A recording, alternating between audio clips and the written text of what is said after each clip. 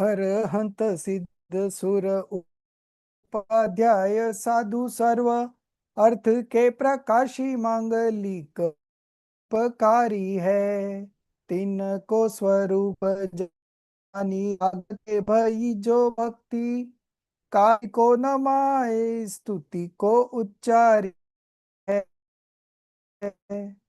धन्य धन्य तुम्हें अज भयो कर चरम्बार वंदना हमारी है। मंगल कल्याण सुख ऐसो हम चाहते हो मेरी ऐसी दशा जैसी तू दाई है। हो मेरी ऐसी दशा जैसी तुम्हारी है। So today we are going to experiment. We are going to start again from verse number 1. And first, I will refer Sanskrit and the Hindi one. So that's why I've shared the textbook. But the explanation would be in English. Okay. So instead of reading the AI version, I will explain on my own. Okay. And then we will, of course, read the AI version. Okay. So this translation through AI is quite okay. There is nothing wrong in that.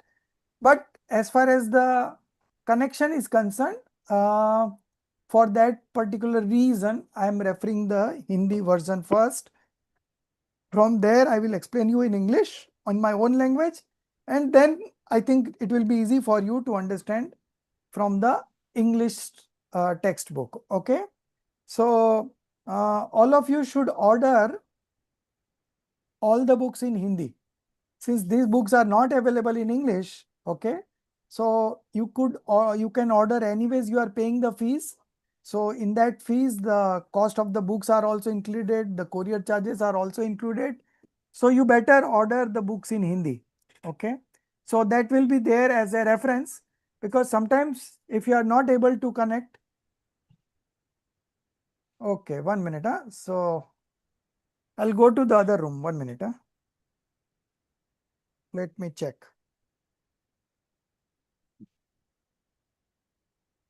1 minute.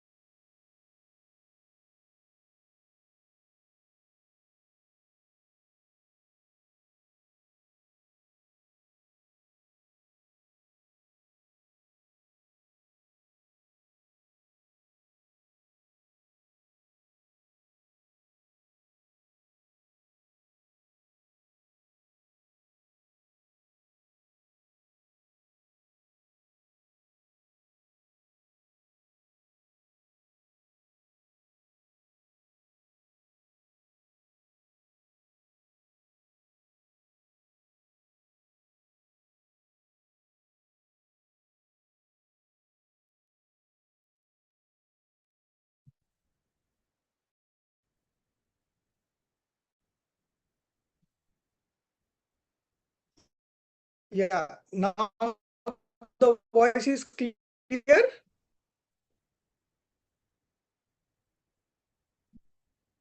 No, My sir, it's voice are breaking. clear now. No, sir, it's breaking even now. It's Darshit ji, breaking. He can't speak. He can't speak. 1 minute. 1 minute.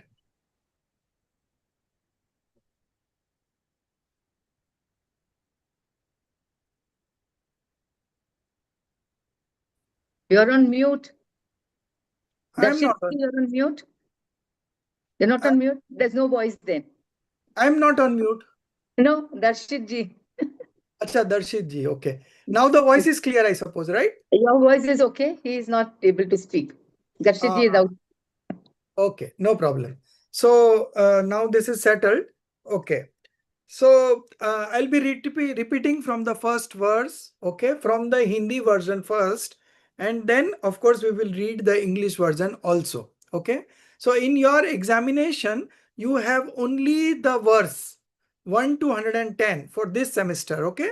So we will be reading the verse and the meaning, okay. Rest of things you can pick up as a homework, okay. And if you have any doubts about that, uh, see the explanation is just there to have more knowledge about that, okay. But as far as the exams are concerned, the main verse is only in your syllabus, okay.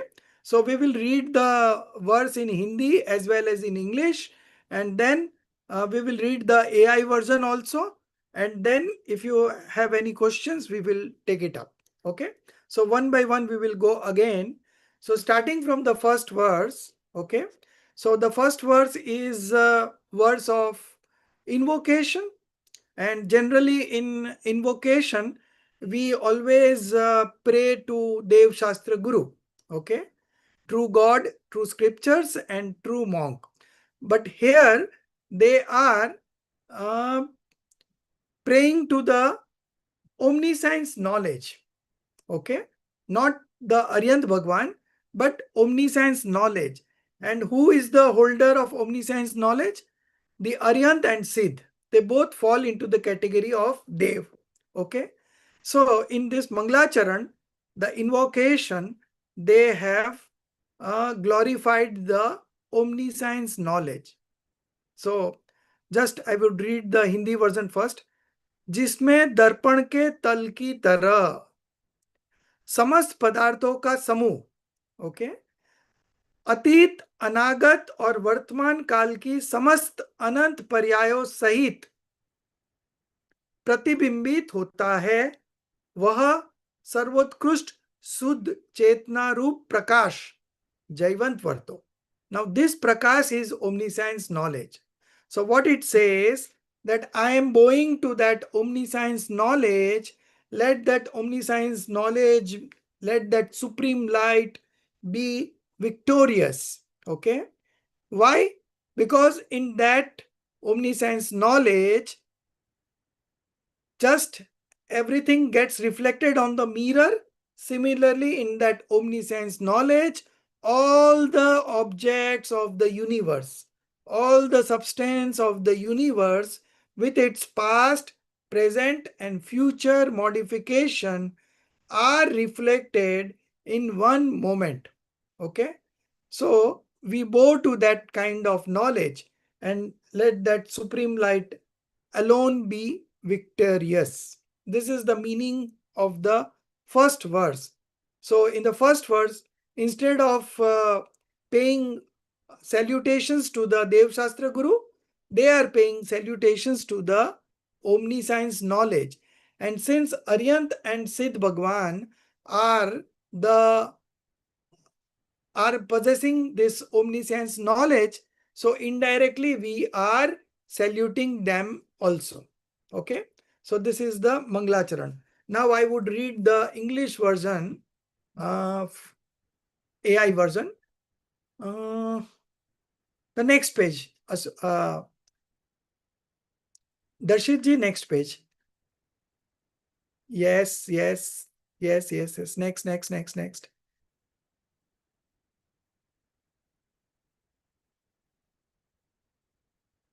Next.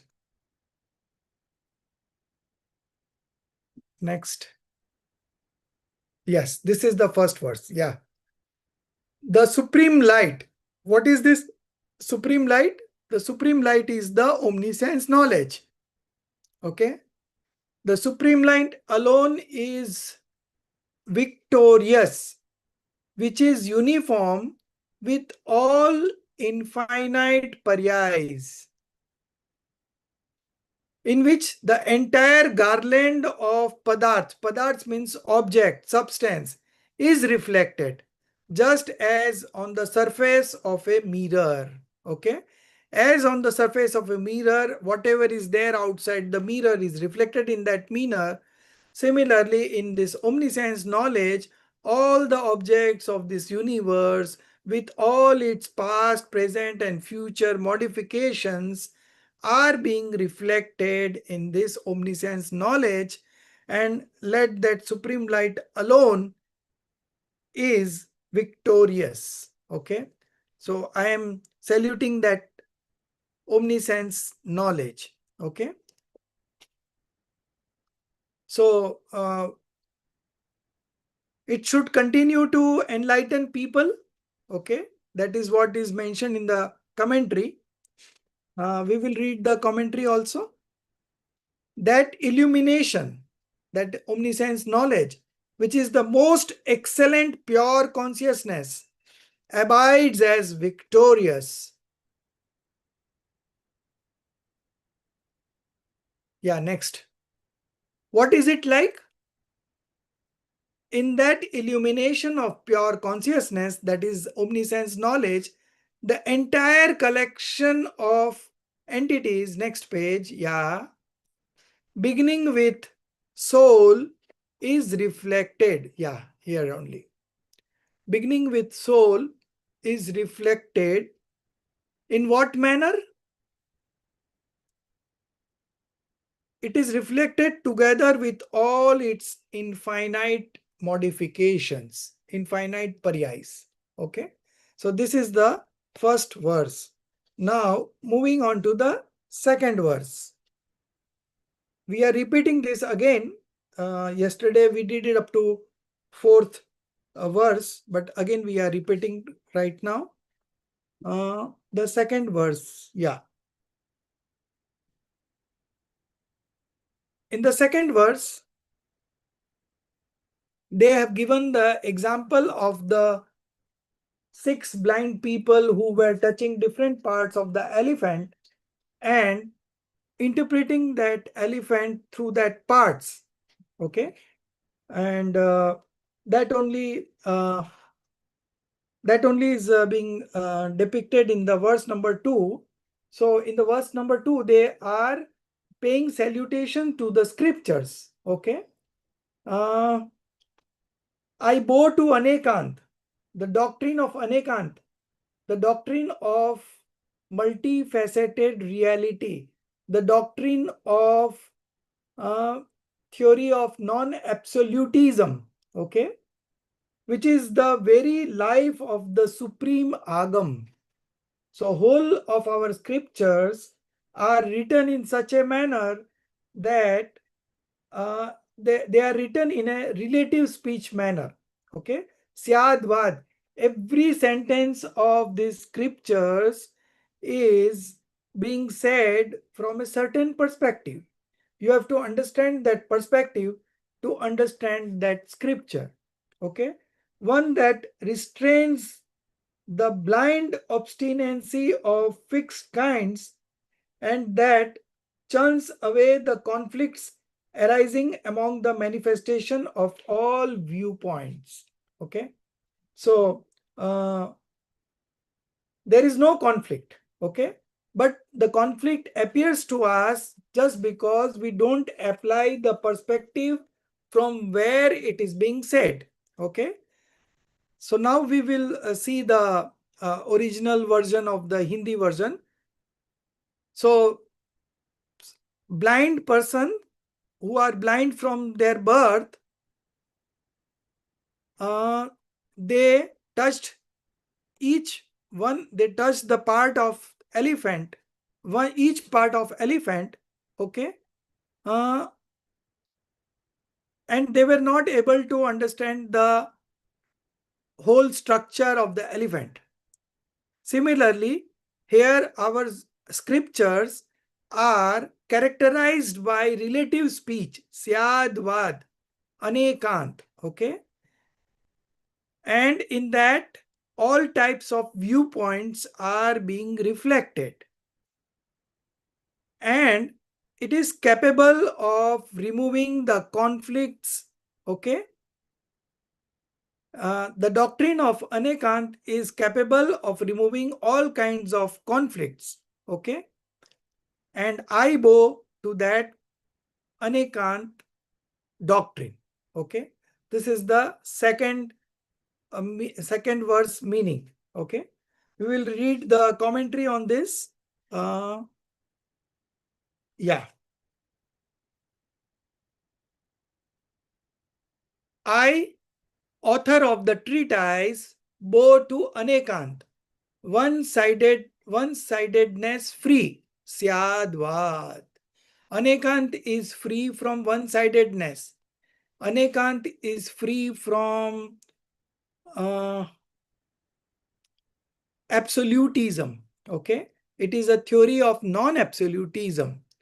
Here, someone may raise a question: instead of bowing to the Jinagam, why has obeisance been offered to Syadvad? What is the reason for this? Its answer is this: what is that Syadvad to which obeisance has been offered? Parmagamasya Jivam. It is the Jeev of the supreme Jaina doctrine. Okay. It is the Jivam of the supreme Jaina doctrine. It is the heart of the Jaina doctrines, this Syadvad. Syadvad means to say from a certain perspective. It is, in English, it is called relative speech. Our all speeches are relative. It is being said from a certain perspective. So if you understand that perspective, you'll be able to realize the exact meaning of that doctrine. Just as a body functions only when endowed with Jeev, that is the soul, and a lifeless body is of no use at all, in the same way the Jaina doctrine is verbal in form and its statements proceed sequentially. Whatever it state is stated with the predominance of a single nai. Nevertheless, the Jaina doctrine is pervaded everywhere by Syadvad. So Jaina doctrine is pervaded, means everywhere this Syadvad is spread all over the scriptures. If you take one line, that line also is being said from a certain perspective. Even if it doesn't mention that from this perspective this is being said, you have to understood that whatever is being said in Jinvani, it is always characterized by this relative speech, syadvad. Okay. So in the second verse, we are paying salutation to the Jinvani, that is Agam. Now the third verse. In the third verse, Acharya Amrit Chandra Dev take vows to construct this scripture. Okay, ग्रंथ करने की प्रतिज्ञा करते हैं. What it says in the third verse: तीन लोक संबंधी पदार्थों को प्रकाशित करने में अद्वितीय नेत्र उत्कृष्ट जैनागम को अनेक प्रकार के उपायों से जानकर. So our scriptures, the whole Jainagam scriptures is depicting the three worlds. Okay. Whatever objects are there in this three world, each and every object in this three world is being explained in the supreme scriptures, that is Jainagam. Okay. So the Jainagam is capable in depicting the nature of each substance in this three world. knowing the nature of those things in many ways. Okay. Traditionally, the Jaina doctrines, uh, with the help of the Jaina doctrines, uh, and this the scriptures has been written for the learned scholars. Okay, I am making this scripture Purusharth Siddh Upay for learned scholars for their welfare. Okay, this is the meaning of the third verse. Now we will read from the text, from the English version. Okay, go slightly up. Yes, having carefully expounded the supreme agam, okay, which is the single eye of the three worlds. Okay, single eye of the three world means all the objects of the three world has been explained, the nature of those things has been explained in this supreme agam, that is Jinvani.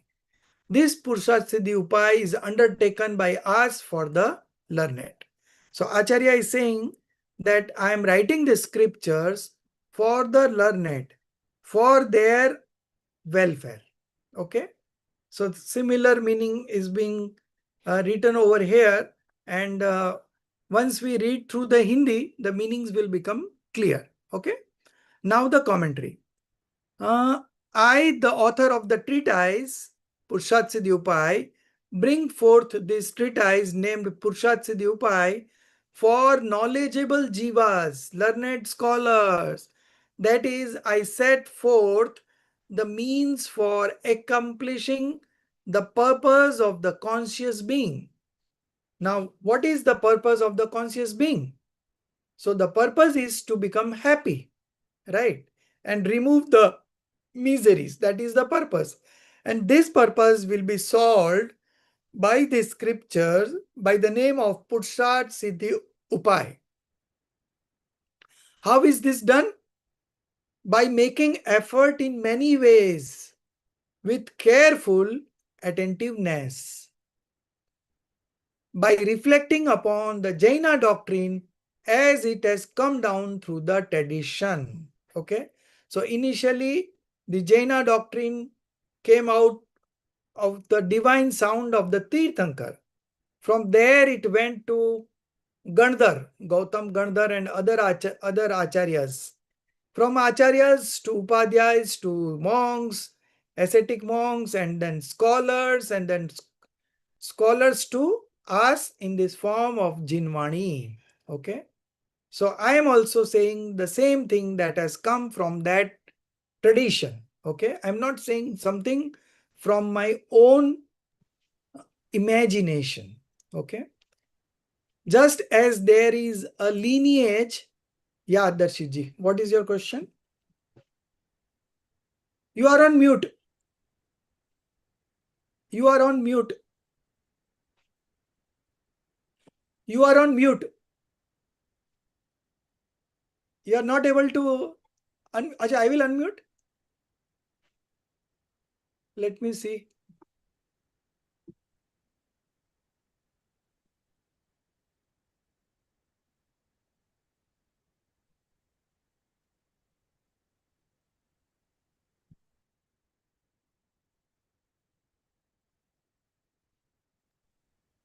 Yeah, now you speak. Now you'll be able to unmute. You unmute yourself.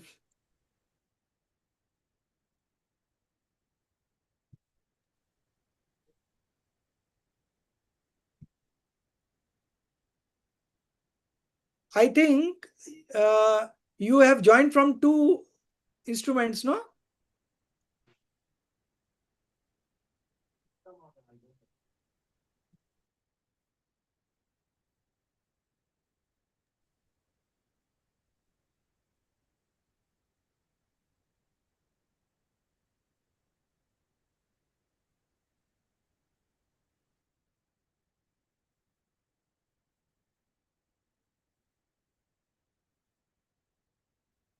Now you unmute yourself.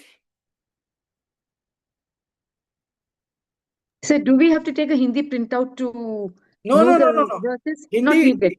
Hindi books they will send. It's They will there. send because we've not got it. No, this we've not got. No, but you have ordered the books. Yeah, I've ordered. I So ordered you have, only 2 days you have back. Yeah. you have ordered 2 days back. No, you will get this Yeah. book definitely. Okay. But sir, they're asking for the payment. I'll have to put my code number. No, that's all. I've done the payment. So I'll you send a screenshot to them, no? okay. Okay. Okay, sir. Thank you. Yeah. Darshidi, unmute yourself.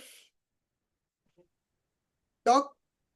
Now you are on, not on mute. No, no, no. What is happening? I think your connection is not there. You see, you are talking from hands-free or what?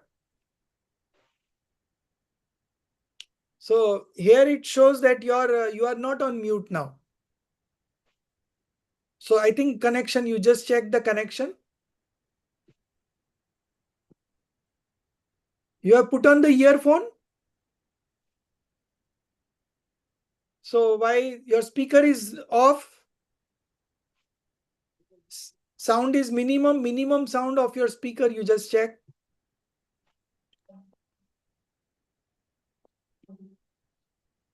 What's wrong?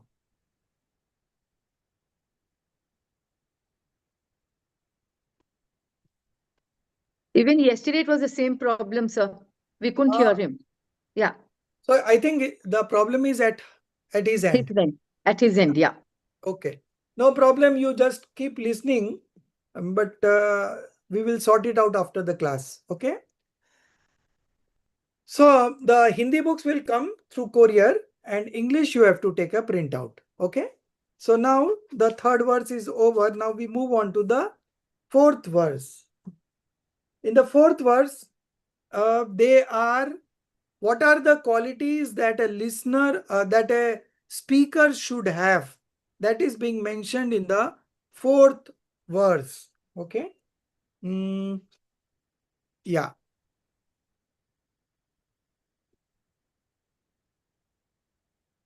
So what he says, Mukhya or Upchar Kathan. So Mukhya is primary and Upchar is secondary. Okay.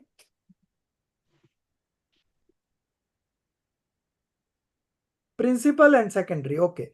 Principal and secondary statements. Okay. So those who are the knower of the real point of view and the conventional point of view, those who have removed their ignorance, and those acharyas, they are capable of spreading the light of Jainism. Okay. They are responsible for the establishing the ford in this world. Ford means tirth. Tirth means the preachings. Okay. So I'll read the English version now. Those who are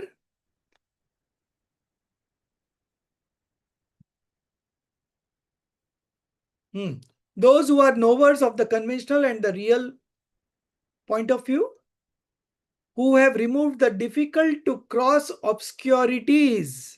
Okay. Those who have removed the difficult to cross obscurities of those who are hard to discipline and hard to understand by means of principal and secondary exposition, establish the ford in the world. Okay. So they are responsible for spreading the light of Jainism in this world. Okay. So what is the necessary quality that a speaker should have? He should be well aware of the real point of view and conventional point of view. Because if you don't know the point of view, real point of view and conventional point of view, then you will not be able to explain to the students. Okay. So you should be a master in viewpoints. Nai. Okay. Nischay nai and Vyavhar nai. Okay. And then you will be able to uh, depict the true essence of religion. Okay. You will be responsible for spreading the light of Jainism. We will see the commentary also slightly below. Go to below. Yeah, this one. Bas.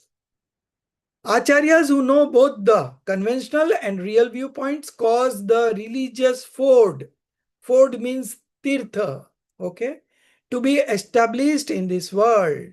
So whatever the spread of Jainism is there, that has come from the Acharyas who were knower of both point of view, real point of view and conventional point of view.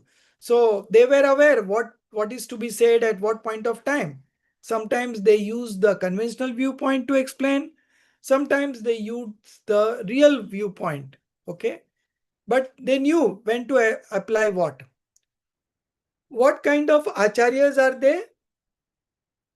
They are such that through principal and secondary modes of exposition, they have destroyed the vast and difficult to cross ignorance of their disciples. Okay.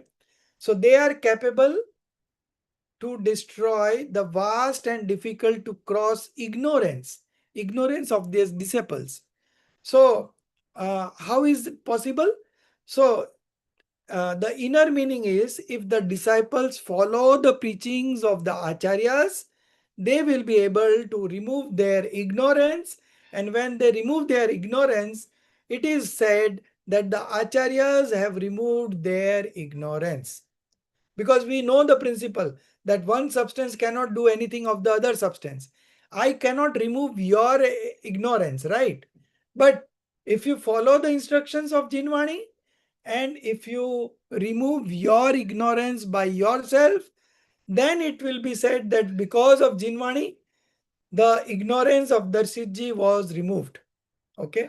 So this is how you have to understand the inner meaning of each verse. Now the fifth verse. Today's first verse, 4 have been repeated.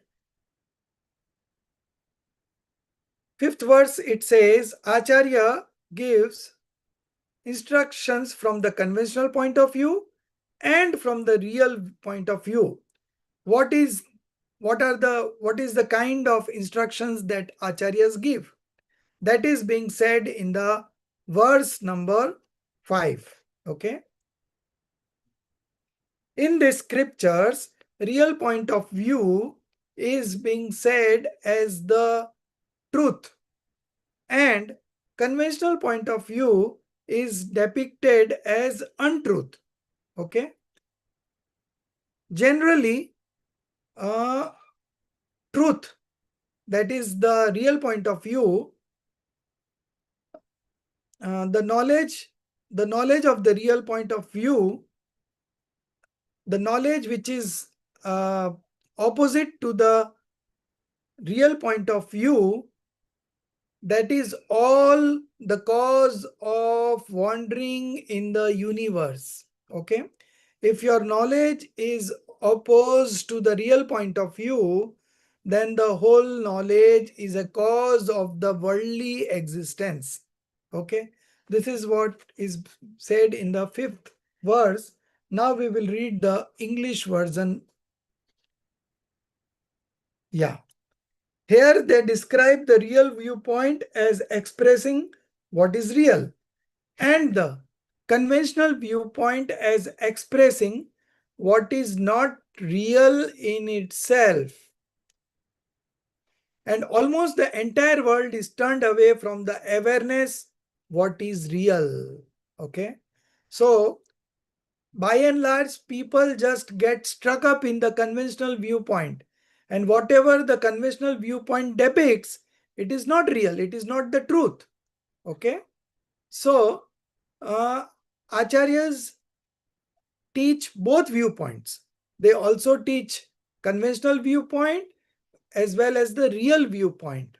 But generally, people pick up the conventional viewpoint because that is more easy to relate to, and they turn away from the awareness of what is real point of view. Okay. And the transformation happens only when you know the real point of view. because real point of view depicts the truth. Conventional point of view does not depict the truth. Okay, but without conventional point of view, you cannot reach up to the real point of view. Okay, we have given two examples while reading the NAI chart. One example was that to wash the clothes, you have to apply the soap, and then you have to remove the soap also, right? So if you don't remove the soap, the cloth will not become clean.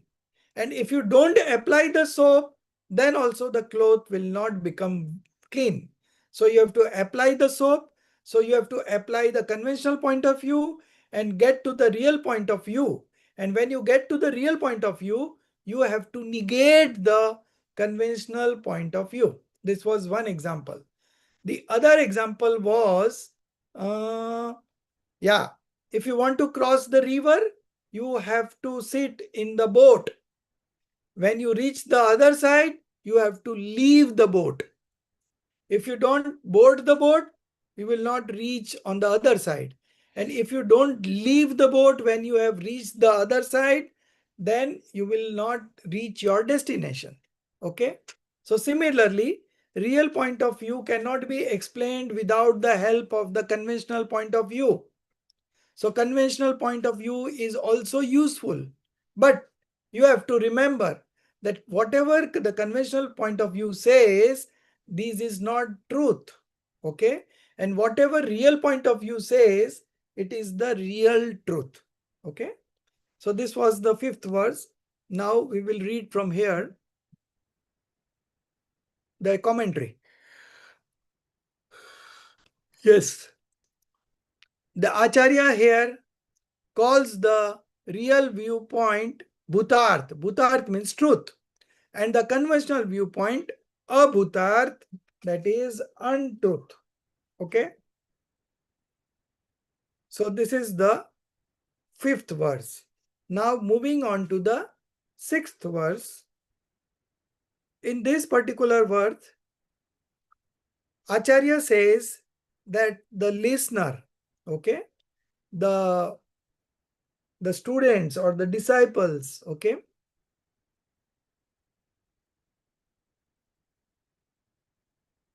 so I will say both the viewpoints. I will say the real viewpoint also, and I will say the conventional viewpoint of also. But those students or those listeners who just adopt only the conventional viewpoint and does not adopt the real viewpoint, for them I am not giving any instructions.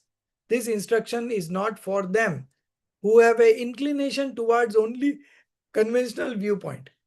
Okay. So for them, this is not the preaching for them.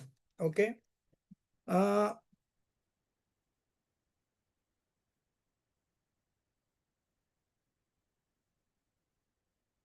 so the Acharya,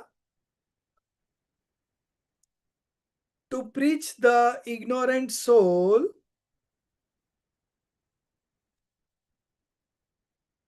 makes statements from the conventional point of view.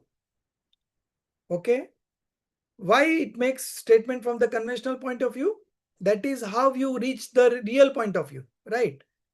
As I said, you have to, if you have to cross the river, you have to board the boat, and when you reach the other side, you have to leave the boat.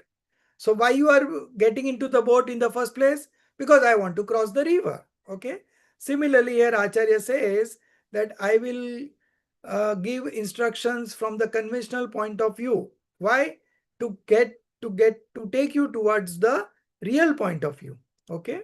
But if you are inclined towards only conventional point of view, then for those wrong believers, this instructions is not for them. Okay. That is what the Acharya want to say here in the sixth verse. Now I'll read from the text. For the purpose of instructing the unwise. Unwise means ignorant. Okay. The lords among sages teach What is abhutarth? Abhutarth means untruth, the conventional point of view. For one who apprehends only the conventional point of view and nothing else, there is no instruction at all. For them, I am not giving any instruction. That is what Acharya wants to say. Acharya gives preachings in both the viewpoints, real point of view and conventional point of view. Conventional point of view will take you towards real point of view, and then real point of view will negate the conventional point of view, and you will be able to uh, fulfill your objective. Okay. But those people who get stuck up in the conventional point of view and does not go towards the real point of view, does not adapt the real point of view, for them I am not giving any instructions. These instructions are not meant for them. Okay. Very good line here in Sanskrit. Tasya desna nasti. उसके लिए उपदेश नहीं है. I have not given these instructions for them. Okay. So Acharya has been very strict that those ignorant people who just adapt only the conventional point of view and does not get up to the real point of view, for them this instruction is not for them. Okay. Now we'll read the commentary also. Let's see. Okay. Yeah. The Acharyas teach that abhutarth, namely the conventional viewpoint, in order to generate knowledge in ignorant jivas. A jiv who is ignorant from the beginningless time cannot understand without the instruction of the conventional viewpoint. Okay. You cannot understand the real point of view without the conventional point of view. Okay. Therefore, the Acharyas instruct such a one through the conventional viewpoint. This is what is being explained here. Okay. Now they have given reference to the Samaisar. In Samaisar, this reference has been taken from Samaisar. Just as when a Brahman uttered the word Swasti to bless a Malech. Malech means low caste people. Brahman is a high caste people and Malech is a low caste people. That person did not understand its meaning at all and simply kept looking at the Brahman. So too, when an interpreter spoke to him in the Malay language saying, okay, this Brahman says, may there be welfare for you. That Malay becoming joyful, accepted the blessing. So once when he was not understanding the preachings, he was very curious what he is saying about me. But when he understood the meaning that he is just uh, contemplating the welfare of myself, at the same moment he became joyful. Oh, you are saying for my welfare? I am happy about that. Then he accepts the blessing. In exactly the same way, when the Acharya instructed an ignorant Jeev by uttering the word Atma, that Jeev understood nothing and remained merely looking towards the Acharya. Then the Acharya, who is the knower of both real and conventional viewpoint, by generating distinction through the conventional viewpoint, through distinctions such as quality and possessor of qualities, explain to him that which is the seer, the knower, and the doer is itself the Atma. Then naturally attaining the state of supreme bliss, that Atma accepts itself in its own intrinsic nature. In this manner, an example of the true conventional point is given.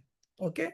So the Acharyas have a compulsion to use conventional viewpoint to the people who are ignorant to make them knowledgeable. So they use the conventional viewpoint to make them reach towards the real point of view. And once you reach the object of the real point of view, then you can always negate the conventional viewpoint. Okay. So without the conventional viewpoint, the real viewpoint cannot be explained. Okay. So everywhere in Jinwani, 99% of the statements are from conventional viewpoint. And conventional viewpoint means it is not like that. Okay. It is not like that. And real point of view, it is like that only. Okay. So the whole Jinwani is full of conventional statements. The three exposition, the Charnaniyog, the Karnaniyog, and the Prathmaniyog, make statement from the conventional viewpoint only. Only the Dravyaniyog makes real viewpoint statements. Okay. So 99% of Jinwani is conventional viewpoint. Acharyas have used this conventional viewpoint every now and then to make understand the people in their own language. Okay. And when they understand and adopt the preachings of the acharyas, they automatically realize themselves. And once they realize themselves, then the balance between the nischay and the vyavhar is created. And he takes everything in the right sense. Okay. So this was the 6th verse. Now the 7th verse. In this 7th verse, Acharya tells us the cause why only the conventional viewpoint, people believe in the conventional viewpoint only. Why? Okay.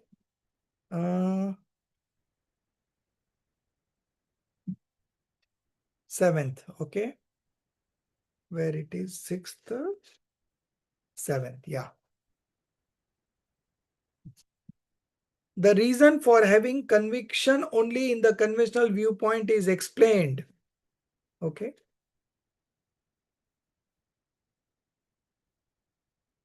Just as a person who does not know the lion, know the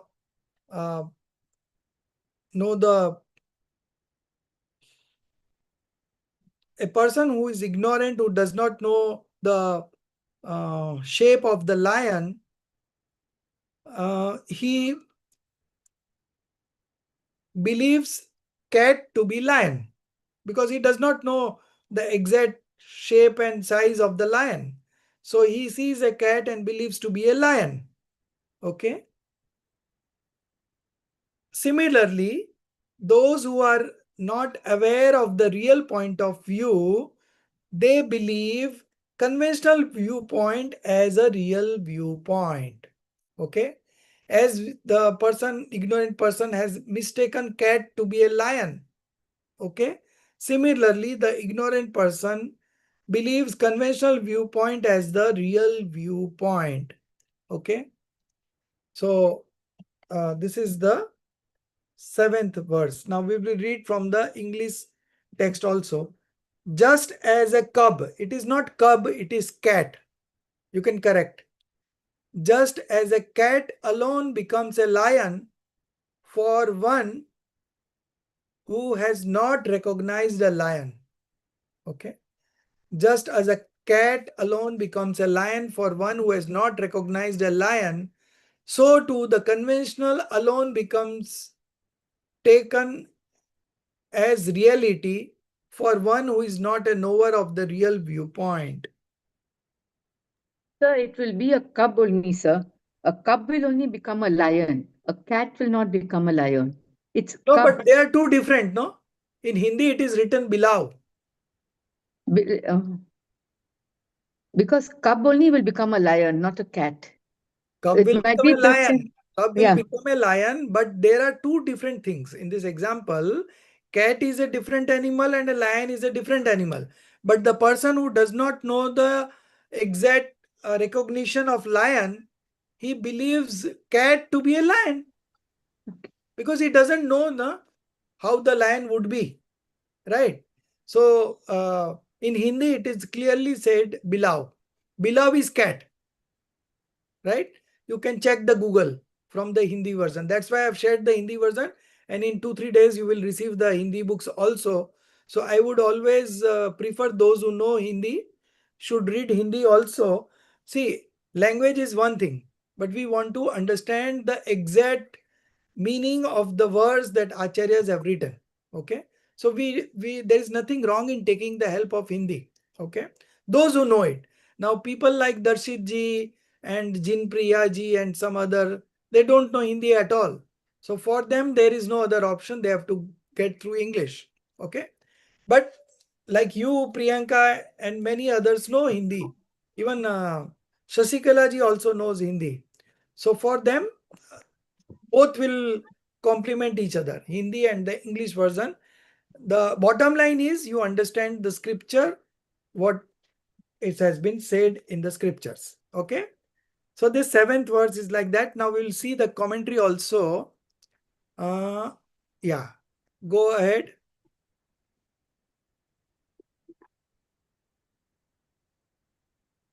Ah, yeah, yeah, yes, one paragraph only.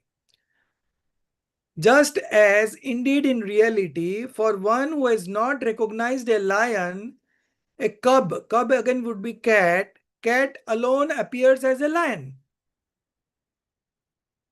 And in the same way, for one who has not known the nature of the real viewpoint, the conventional viewpoint alone comes to be taken as the real. As the real. That is, one mistakes the conventional itself to be the real. Now, this is a gross mistake, right? The statement is being said from the conventional viewpoint and you understand it as a real viewpoint. So what you will do? You will consider it as the truth. But the conventional viewpoint doesn't depict the truth. Okay? So your understanding would become wrong. You will be never be able to manifest the right belief. Okay? So we have to understand in the right perspective. Bhavarth also we can see, 2 paragraphs only. Just go further up. Explanatory meaning. Just as a child not recognizing a lion takes a cub itself to be a lion. Now this AI, no, English AI, they have their own intelligence put up in this. That's why they have written a cub. Nowhere in Hindi it is written a cub. It is written below. Okay. So it's a mistake from their side. Just as a child not recognizing a lion takes a cub itself to be a lion. In the same way, an ignorant Jeev not recognizing the nature of the real takes the conventional itself to be the real. Its clarification is given as follows. The Jiva who does not recognize the path to liberation constituted by conviction, knowledge, and conduct of one's own pure conscious Atma undertakes the means of conventional faith, conventional knowledge, and conventional conduct, and considers oneself to be entitled to liberation. He will never get liberated because his understanding is not correct. He is believing the conventional viewpoint as the real viewpoint. Okay? So his belief will never become right and he will never achieve liberation. Now the eighth one. Okay? The next one.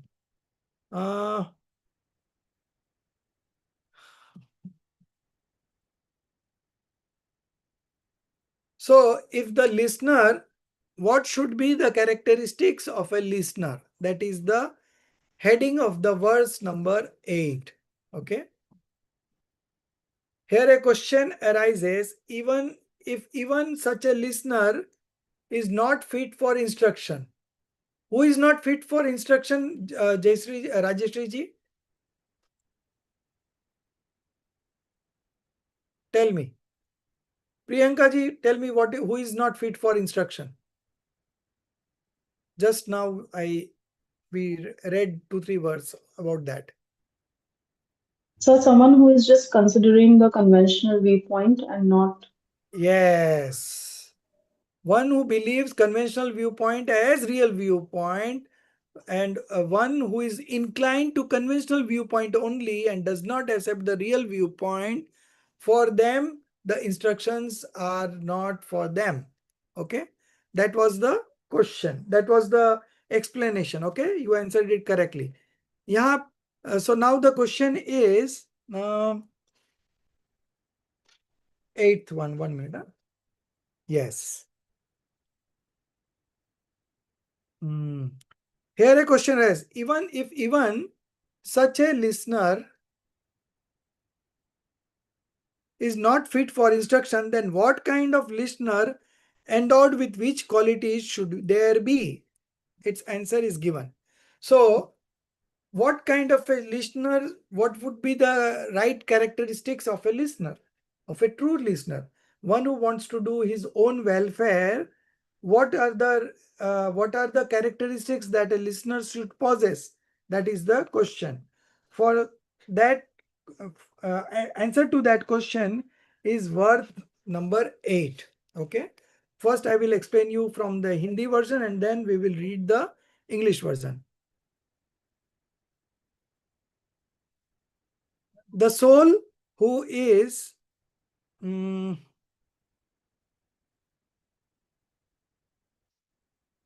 soul, one who understands the conventional viewpoint and the real viewpoint, and according to that understanding he understands the nature of things. Okay, and after knowing it, becomes rational, or becomes madhyast. Madhyast means what is the word here used? Impartial. Okay, the impartial, the word they have used here is impartial. So by knowing both the viewpoints, conventional viewpoint and real viewpoint, and by applying those viewpoints, you are understanding the nature of things. And after understanding the nature of things, what you should do? You should become impartial. Okay, that means you should not be inclined to either real point of view nor conventional point of view, but you should strike a balance between real point of view and a conventional point of view, and then only you will be able to comprehend the clear and true understandings. Okay, this is the verse number 8. Now we will read the English version. Okay. The one who have properly understood both the conventional and the real viewpoint becomes impartial with regard to reality alone. That very one attains the complete fruit of instruction and is the true disciple. Okay, to become impartial is very important. We always talk of creating a balance in our life. Okay, so that balance is impartiality. Okay, we don't have any grudge with anybody, we are not inclined to anybody, we are taking things as they come. This is called balance. Okay, so after knowing both the conventional viewpoint and the real viewpoint, you have to become indifferent, impartial. You have to strike a balance between the two. Okay, and then only you will be able to get the fruit of the instructions, and you are the one who understands like this is a true disciple. Now the commentary. The jiva who, having correctly understood the true nature of both the conventional viewpoint and the real viewpoint, becomes free from partisanship. Becomes free from partisanship means pakshpat, pakshpat. Pakshpat in English would be not inclined to any Without side. any side, without any sides. Without Not any taking any sides. sides. Not Not taking taking any any sides. side, right. Becomes free from partisanship, that is, he is not taking any side. He is just manifesting equanimity. Okay. Passionlessness. He doesn't have attachment. He doesn't have aversion to anything. Okay. He becomes indifferent. He becomes impartial. He becomes passionlessness. And that is the true religion. That very one is the disciple who attains the complete and unimpaired fruit of instruction. Okay. We will read the explanatory meaning also. In a listener, many qualities are required. However, the principal quality is this: having understood both the conventional and the real, one should not be obstinately attached to a single side. You should not take any sides, okay? It has also been said, if you wish to proceed on the path of the Jina's doctrine, then do not abandon either the conventional or the real viewpoint. If by being partial to the real, you abandon the conventional, then the Dharma Tirth in the form of the three jewels, right belief, right knowledge, and right conduct will be lost.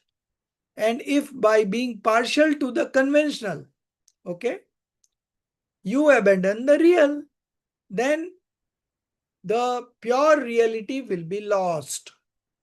Therefore, first know both the conventional and the real properly, and thereafter adapt them appropriately.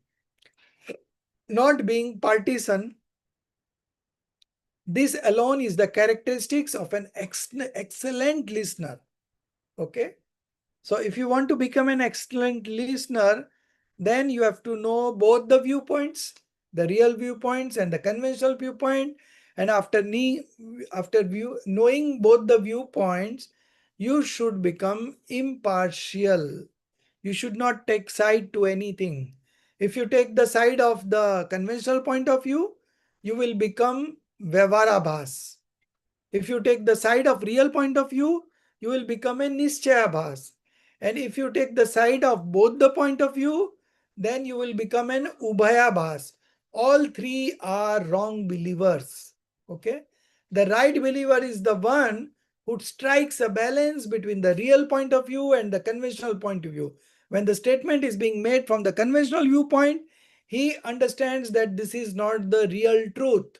And when the statement is being said from the real point of view, he understands that this is the truth. And accordingly, he takes action. So he is the right believer. Okay. He can only be the right believer. The qualities of knowing the real and the conventional were stated as qualities of the speaker. The same qualities have been stated for the listener as well. Then what distinction remains? Answer. The qualities that exist in a greater measure in the speaker should also exist in the listener, but in a lesser measure, as the absence of deficiency. In this manner, the speaker and the listener have been described. Okay. So the speaker also should also be knowing both the viewpoints, and the listener should also be knowing both the viewpoints. Okay. Both have to strike a balance to get to the real essence of the preachings. Okay. Now the scripture is starting from the 9th verse and beginning of the treatise. Okay. This is the beginning of the real scripture. Okay. So far it was just an introduction as we do a preface. Okay. So we will read this 9th verse. Now the treatise is described. In this treatise, the meaning for accomplishing the purpose of the Purush will be explained. Okay. The meaning, the means for accomplishing the purpose of the Purush. Who is a Purush? The soul is a Purush. Okay. The soul is a Purush. And what is the purpose? What purpose the soul wants to accomplish? The soul wants to become happy and it wants to destroy the miseries. Okay. That is only the purpose of each and every soul in the universe. Okay. So that is being explained. First of all, the nature of the Purus is stated.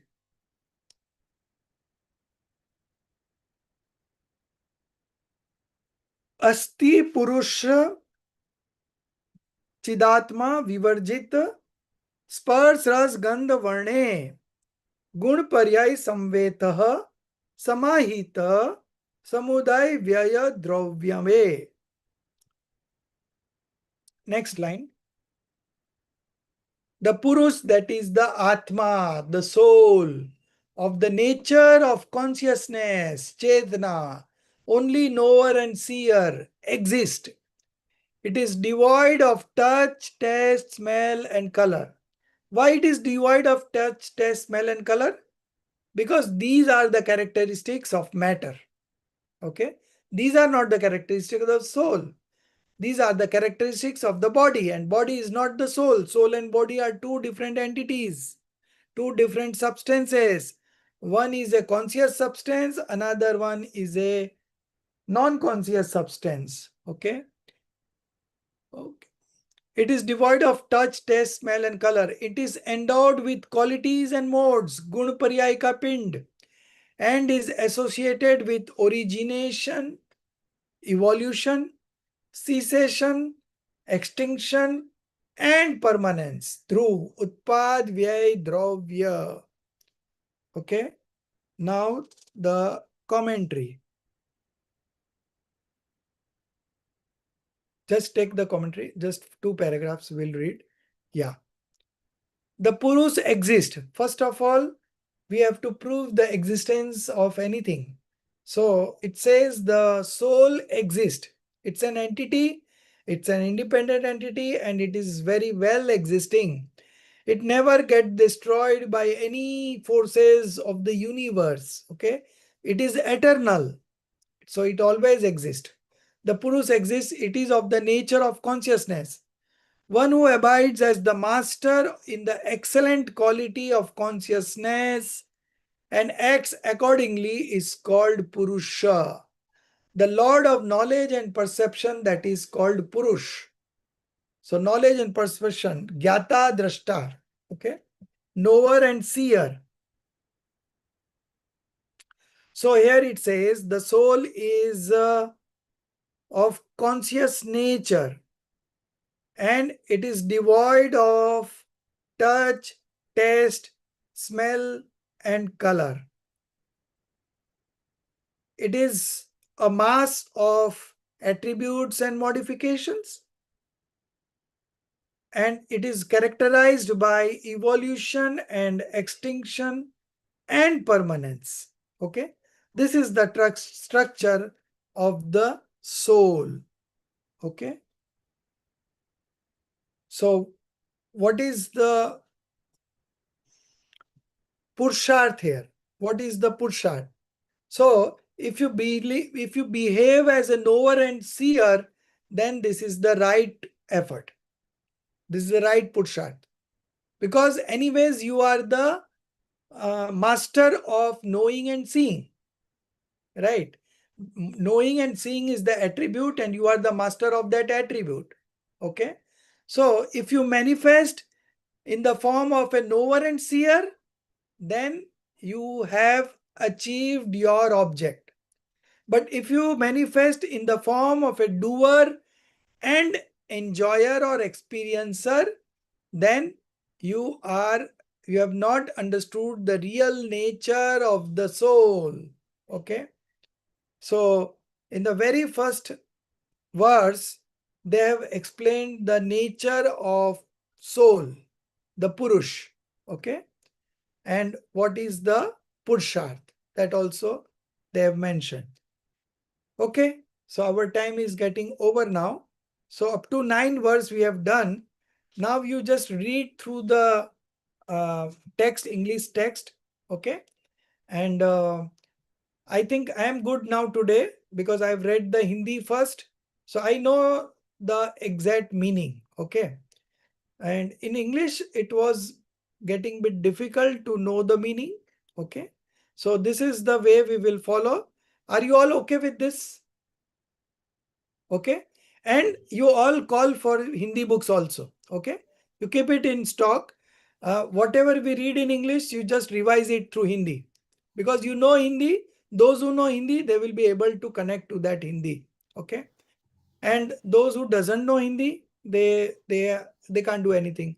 Even Gujarati book is also available. Darshit ji, Gujarati book is also available. You can order for Gujarati book also. I'll share the PDF of Gujarati also. Okay. So in your spare time, you can read the Gujarati also. The bottom line is we have to understand the scripture. Either in Hindi or English doesn't matter. Okay. English is becoming difficult because primarily this was written in Sanskrit. Okay. And from Sanskrit, the Hindi language has been derived, right? So Sanskrit to Hindi is quite simple. Okay. And there is an established terminology in Hindi. There is a flow of language in Hindi. Now, when you translate that into English, some form of impurities sets in. Okay. And because of that, the language in English is a bit difficult for us, for Hindi speaking people. But for those people who doesn't have any other option, for them, English is good. They will definitely understand from the English also. Okay. But it is always nice to connect to little bit of Hindi as we go along, because in the 10th semester we have some books which are very difficult to translate in English, like the one we saw in Gunasthan. It was a bit difficult because the terminology does not match. One word in Hindi, shab sham, you have to make 3 sentences in English to explain that Hindi word. Okay. So that is the limitation of English, because the scriptures originally were written in Sanskrit, okay, and Prakrit. But anyways, we will catch up. Slowly and slowly we'll catch up. But you have to work a bit, read it 2-3 times, connect to the Hindi and understand. And if anywhere you are not able to understand from which perspective the statements are being made, you are always free to ask me. Okay. I'll be happy to help, but little bit of homework you have to do. That's all. Okay. Okay. Sir, Yeah. may I ask one thing, sir, please, if that's okay? Yeah. Yeah. Um, so just a suggestion, and um, uh, everybody's learning style is different. And sir, I was thinking, would it be like more uh, like productive and more in terms of just how we are approaching our learning? Maybe if we can pilot it, like have a trial, a go of like say maybe 2 weeks and see how it goes. If you think it's suitable. So my suggestion was, how about we don't read the scripture in the class at all? Uh-huh. And I mean, you are the subject matter expert. आपको मालूम है, you know everything. So I'm just thinking like in your flow, whatever you feel like, okay, this is the topic. These are like the 10 points, main points that I want you to just understand and remember. Okay. And then you leave the reading to us, sir, and that is our Purshart.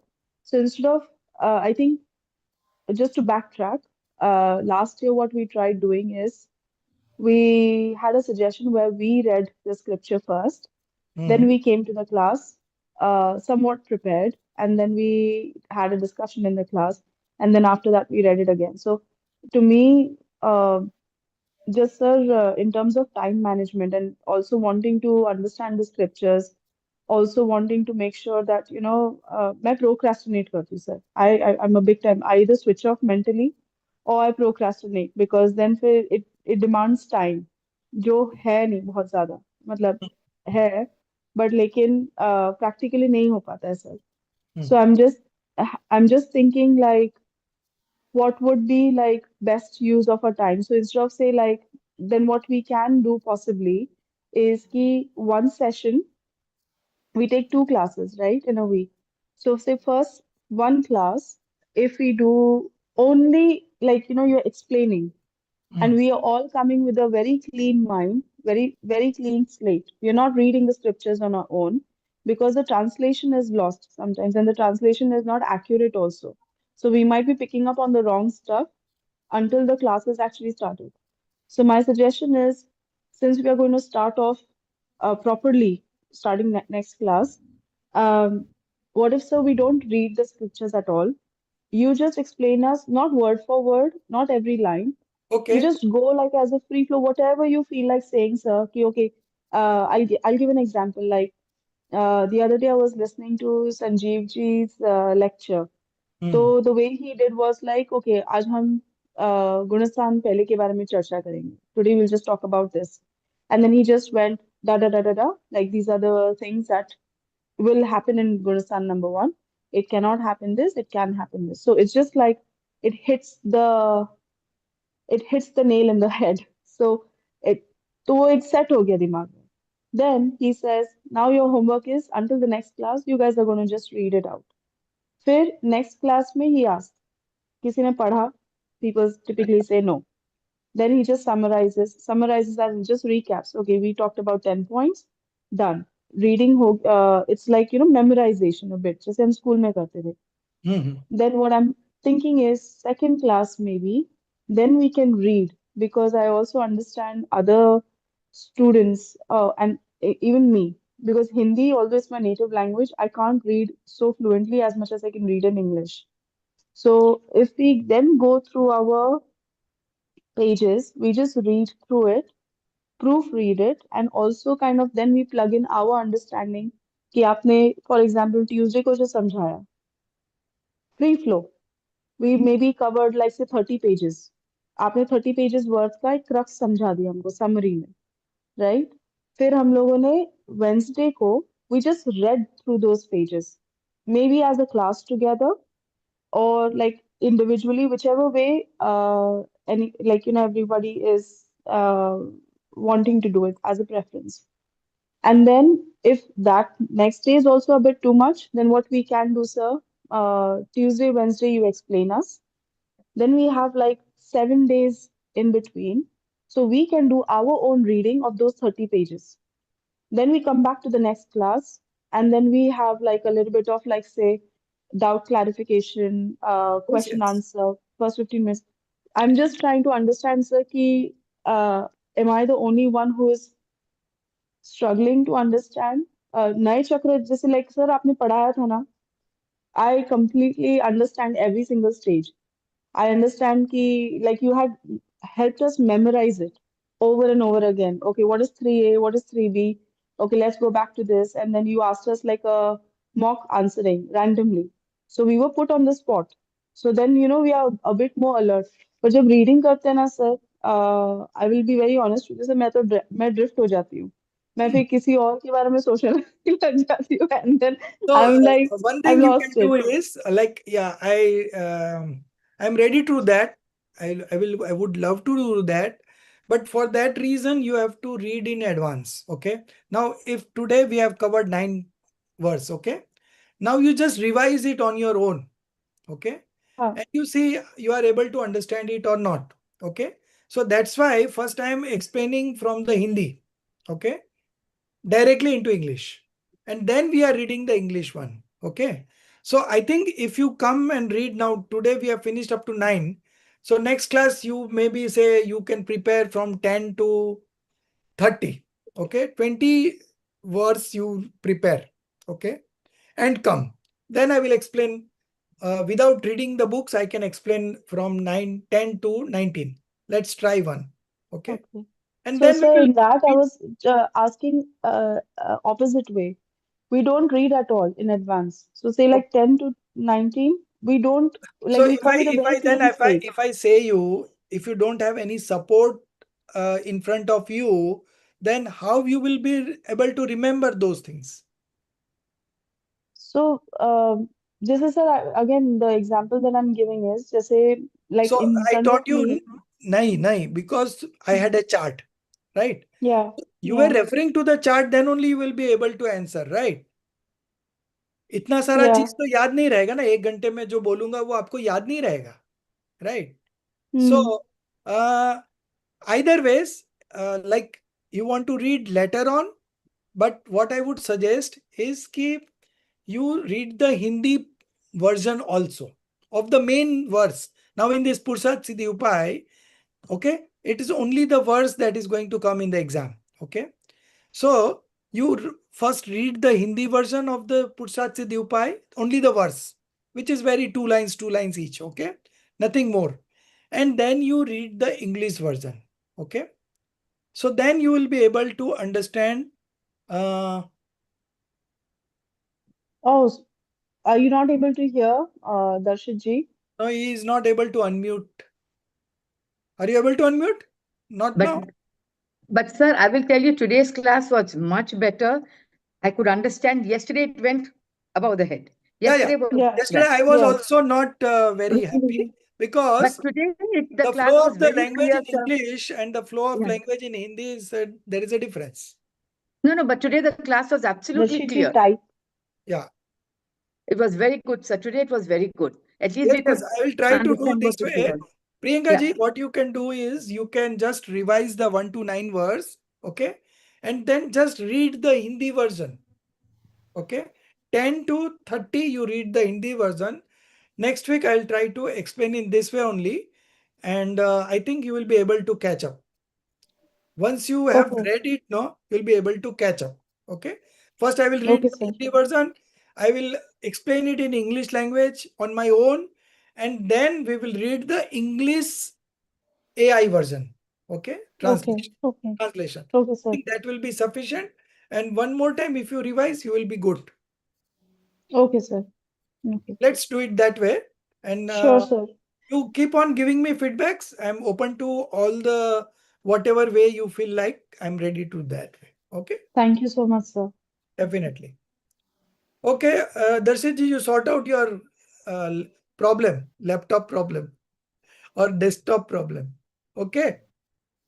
Okay निज निधि निज में बताई यह अनंत उपकार है उसके लिए जिनवान